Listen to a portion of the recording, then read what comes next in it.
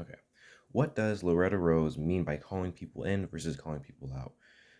So, the way she kind of talked about it in the speech was calling people in is essentially creating a private conversation that allows for constructive feedback and allowing for growth in both people. So, it's a friendly, nice private conversation that um, kind of brings comfort and keeps the environment nice and calm, you know, to whereas a call out is a much more hostile environment, toxic. It's more of like public humiliation, and it generates a fight rather than conversation, which is the opposite of what anyone's trying to achieve when they call someone out, right? Why does Rose believe calling people in is more effective than calling people out? As I said before, it creates a stable and nice environment, allowing for people to have constructive feedback. When I receive, nice, kind, passionate, constructive feedback from someone else, I'm much more likely to listen and take that into account and grow from the feedback in comparison to if there is like, if they came at me a harsh way, I'm more likely to just blow it off and maybe say something else mean in return rather than listen to what they're really trying to say. Yeah, it's not about what you're saying, it's about how you say it. Pretty much the message there. Um, what are potential consequences of a culture focused on calling out? Well, as I already said, it starts a toxic environment, and toxic environments create fear and more hatred. So it could potentially tear apart communities. That's why there are hate groups. Hate groups spend their times hating other people, trying to tear apart their community, right? So it tear apart communities, and it makes people scared to speak out. Or people who do speak out are just spending their time calling out other people because they might want to feel included somehow. Everyone in the world is always about inclusion. How do I feel included? And if calling out is the norm, then they're gonna want to call out more people too. Okay. How does Rose suggest we address someone who has made a mistake or said something offensive? She used her, I forgot her uncle's name. It was her uncle, family reunion, and she starts off with these words of affirmation. I know you. I love you. I respect you. Right.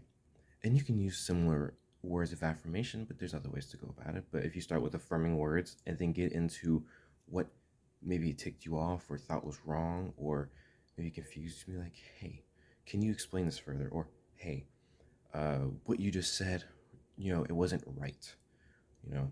So it's words of affirmation and then the feedback, but you come at them with passion and kindness and respect, because that creates the scene of a calm and open conversation, pretty much. Do you think there are situations where calling someone out is necessary? Why are we not?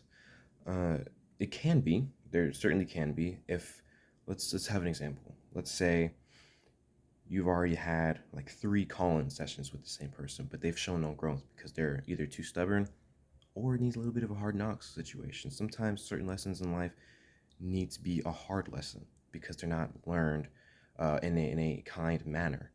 So in that situation, you'd use a call out. Or she suggested in the video, she talked about, people in power needing to be called out, which I can definitely see is more likely. It's kind of harder to talk to people on a personal level because since they're popular or high in power, it's kind of hard to catch them one on one. You know, share an example in your life when you called someone out, and how could you have called them in? A great example is my friend Aiden, who was interested in this girl, and he wants to date her, but I know how he is when it comes to dealing with his feelings in girls. And I also know the other girl. I was good friends with both of them. And I knew that her mental state was in the right place and she really, really be able to handle a relationship. And then I knew that him, oddly enough, he likes mentally ill women.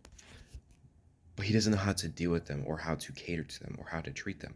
So I knew that it just wasn't going to work out and it was going to end bad for somebody. So I was like, Aiden, don't date her. You're going to mess her up. You're going to mess up her life and your life. But I should have gone about it saying, no, like, Aiden, you may like this girl, but you won't go about treating her the right way. And it's going to hurt you and her in the process. And I would appreciate it if you maybe either let things go by a little longer and see how things work in the chemistry, or you just leave her be and stay friends. And I should have gone about it like that originally. They ended up dating anyway, and it did go bad as I thought, unfortunately. But it's in the past. What can you do? I can learn from it, certainly. Um, and I'll definitely go about it better in the future for sure.